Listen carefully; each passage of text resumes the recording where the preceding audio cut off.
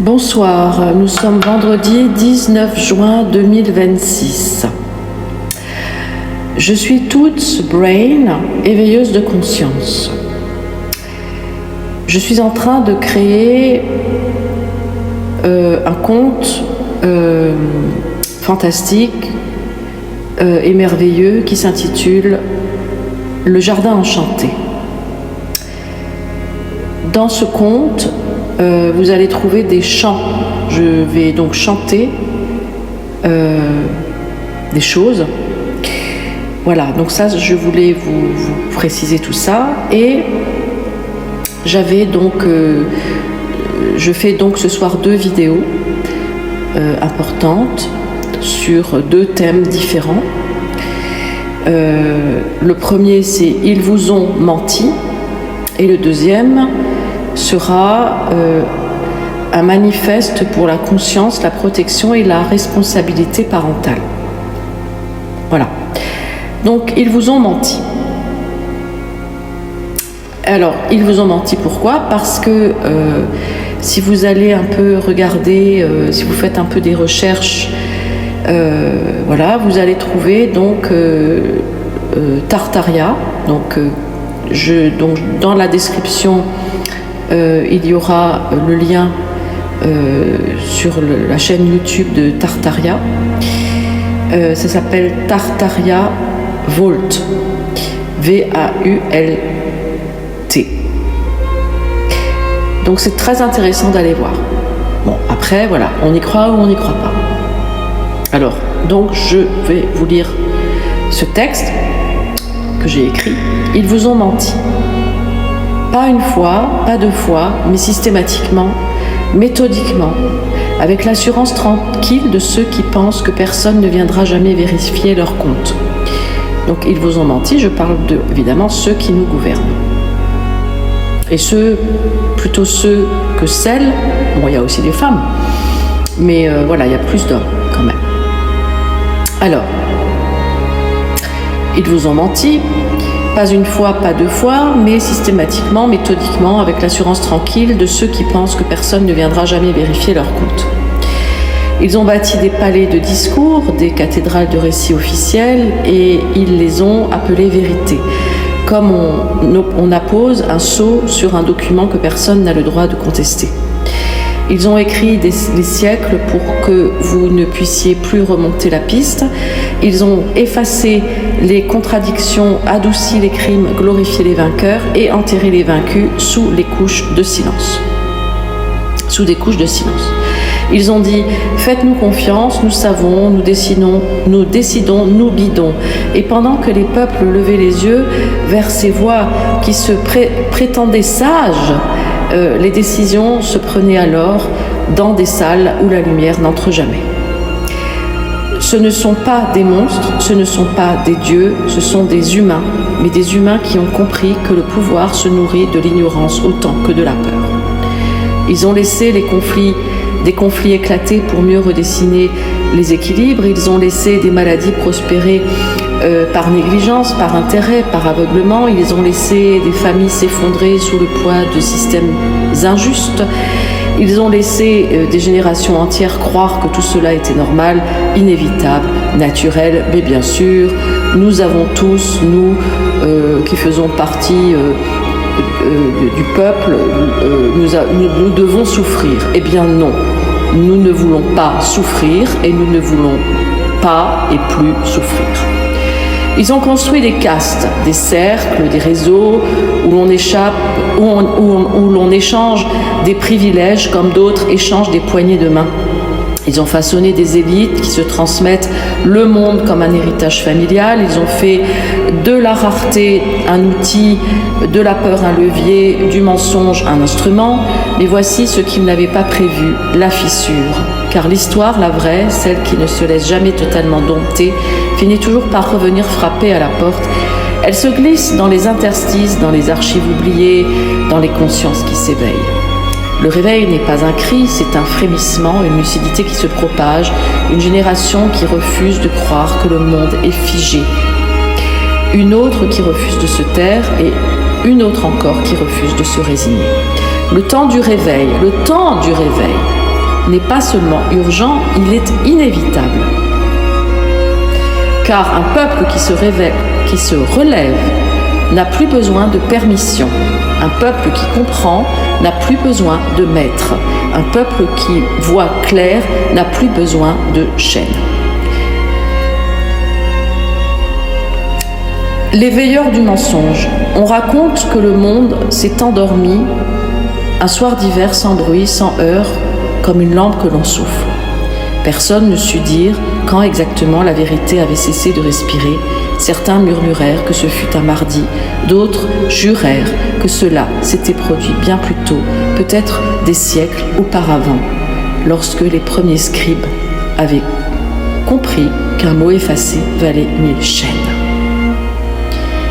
Voilà, donc je ferai une autre vidéo avec la suite, mais je voulais quand même préciser que oui, tous ces gens qui gouvernent depuis des siècles ont détruit Tartaria.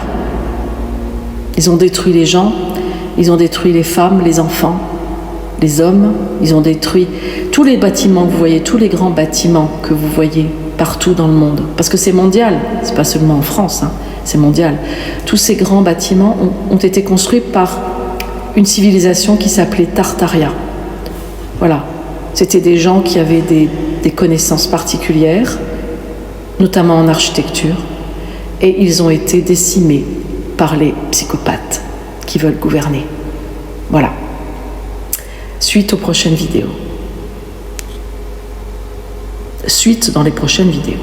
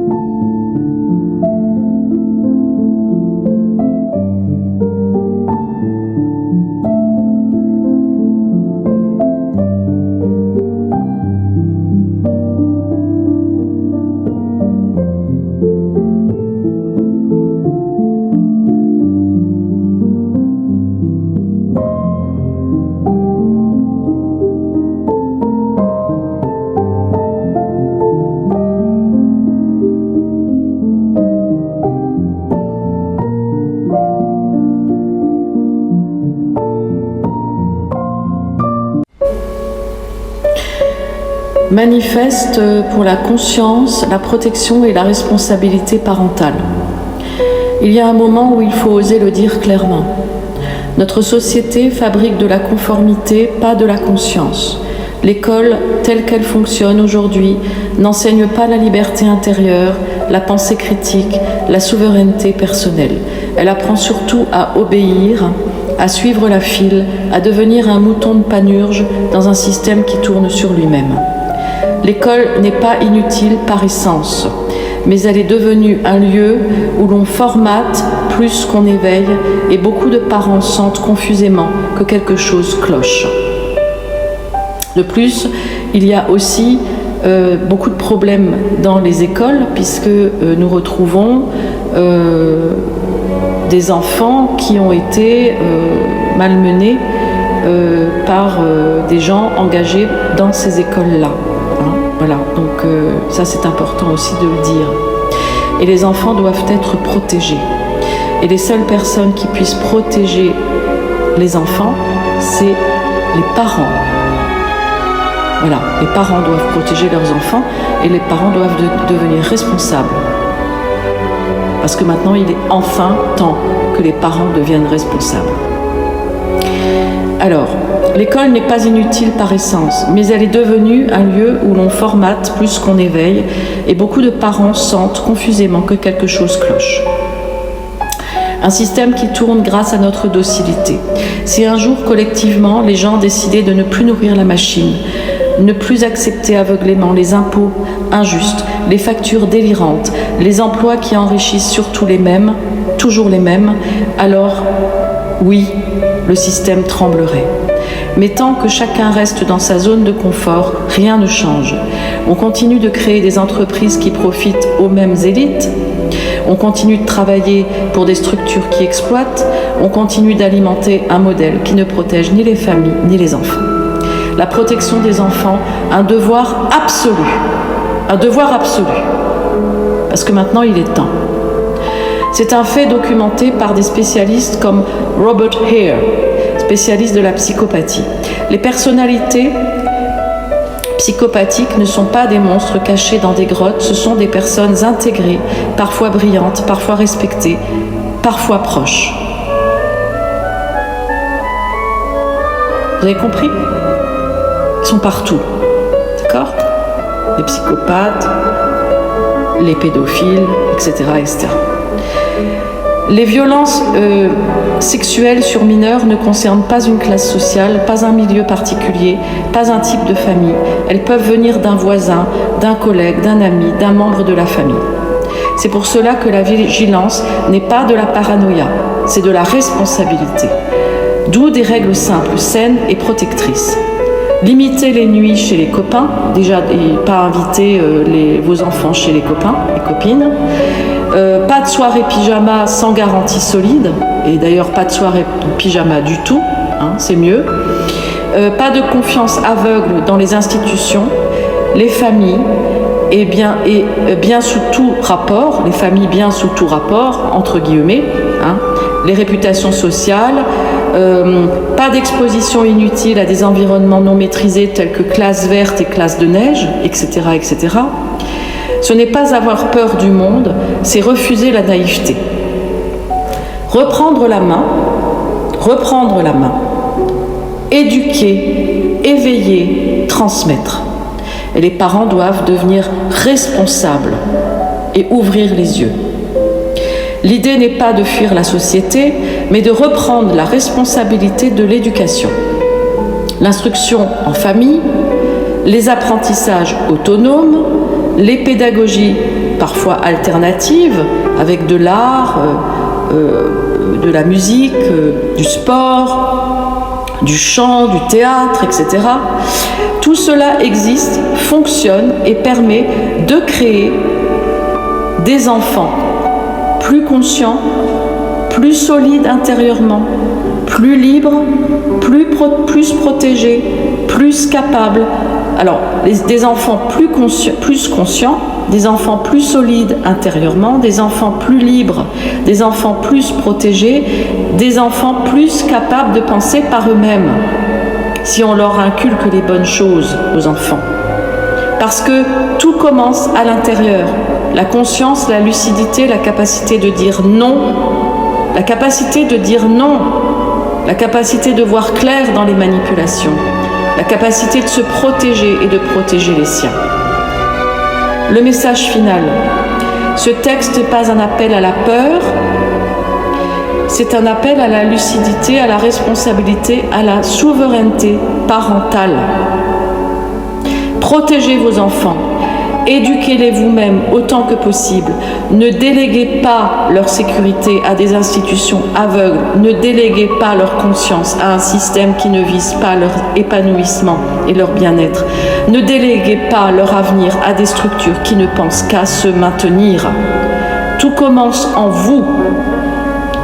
Tout commence par votre prise de conscience, tout commence par votre courage. Voilà. Et ça, c'est important, maintenant, de faire ce qu'il faut. Parce que c'est plus possible d'accepter ce qu'il se passe. On ne peut plus, c'est fini. C'est un éveil mondial, un éveil mondial. Ça concerne tout le monde. La lumière est trop grande. Les mauvaises personnes ne peuvent plus se cacher. C'est terminé pour elles. Protégez vos enfants.